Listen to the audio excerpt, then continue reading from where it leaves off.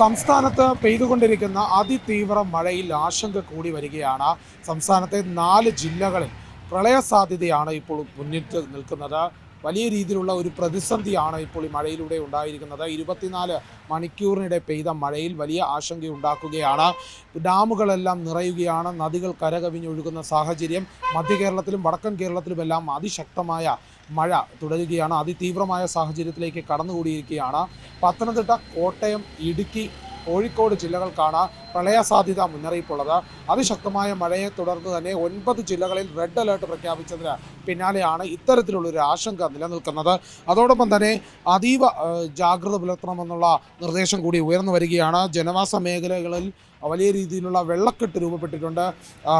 പത്തനംതിട്ടയിലും എല്ലാം അത്തരത്തിലുള്ള ഒരു സാഹചര്യമാണ് ഉള്ളത്.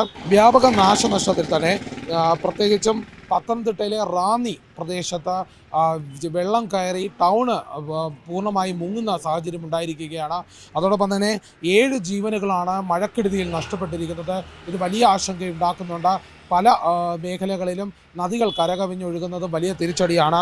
ഏതായാലും വള്ളത്തിൽ യാത്ര ചെയ്യുന്നത്, അതോടൊപ്പം തന്നെ തീരദേശത്ത് താമസിക്കുന്നവരൊക്കെയും ജാഗ്രത പാലിക്കണമെന്നും പരമാവധി പുഴയിലേക്ക് ഇറങ്ങുന്നത് ഒഴിവാക്കണമെന്നുള്ള നിർദ്ദേശം കൂടി നൽകിയിട്ടുണ്ട്.